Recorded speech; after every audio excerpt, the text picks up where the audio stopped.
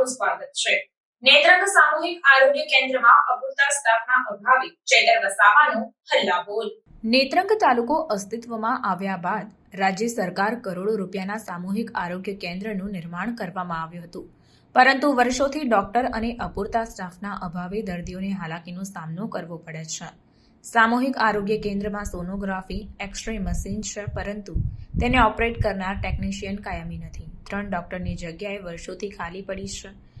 એક ડોક્ટરના દર્દીઓની સારવાર કરાય છે। જાનહાનિ ઘટના સર્જાય તો સ્લીપરને વાલિયા અંકલેશ્વરથી લાવવા અને મૂકવા માટે જવું પડે છે।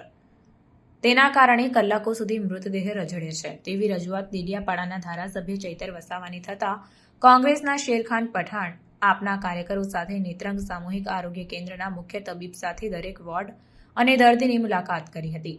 ત્યારે ધારાસભ્ય ચૈતર વસાવાએ જણાવ્યું કે સામૂહિક આરોગ્ય કેન્દ્રમાં ડોક્ટર સ્ટાફ નહીં હોવાથી દર્દીઓને ભારે તકલીફનો સામનો કરવો પડી રહ્યો છે। 3 ડોક્ટર સ્ટાફ ભરતી કરવા માટે સરકારમાં રજૂઆત કરાશે અને ન્યાય નહીં થાય તો આંદોલનની ચીમકી ઉચ્ચારી હતી। રિપોર્ટર વિજય વસાવા, નેત્રંગ।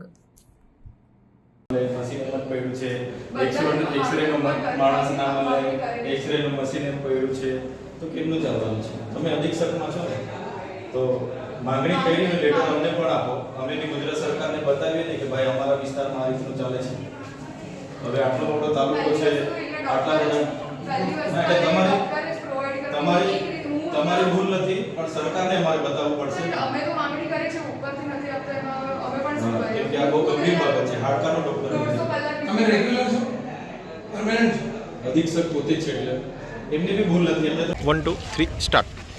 આજે અમે નેત્રંગ તાલુકા સામૂહિક આરોગ્ય કેન્દ્રની મુલાકાત માટે આવ્યા હતા। અહીંના લોકોની ફરિયાદ હતી। એ ફરિયાદને ધ્યાને રાખીને અમે અહીં વિઝિટ કરી છે, ત્યારે એ ફરિયાદ સાચી જ ઠરી છે।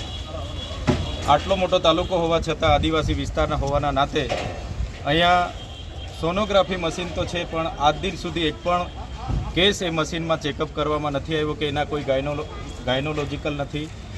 સાથે સાથે એક્સરે મશીન, તો એક્સરે મશીન માટે ટેકનિશિયન નથી। સાથે અહીંયા હાડકાના કોઈ ડૉક્ટર નથી। એટલે સૌથી વધારે જે લોકોને તકલીફ પડે છે એ જ ડૉક્ટરો નથી। 3 ડૉક્ટરોની જગ્યા ખાલી છે, ઘણા સ્ટાફ નર્સો કરાર પર છે। અને જે ભૌતિક સુવિધાની વાત કરીએ કે સબવાહિની નથી, અહીંની એમ્બ્યુલન્સ નથી, ત્યારે સરકારને અમે કહીએ છીએ કે અહીંયા પૂરતા ડૉક્ટરો મૂકવામાં આવે।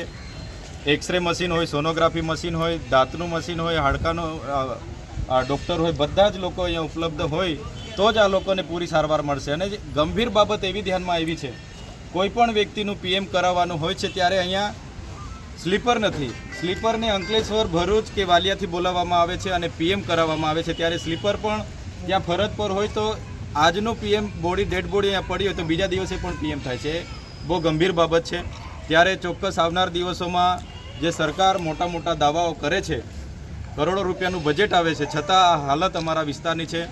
અમે સરકારમાં પણ રજૂઆત કરીશું અને અહીંયા પૂરતા ડૉક્ટરો, પૂરતો સ્ટાફ, સોનોગ્રાફી મશીન ચાલે, એક્સરે મશીન ચાલે, દાંતનું મશીન ચાલે અને હાડકાના ડૉક્ટર ઉપસ્થિત રહે એ જ અમારી માગણી છે। સ્લીપર પણ અહીંયા રહે પીએમ માટે, એ જ અમારી માગણી છે।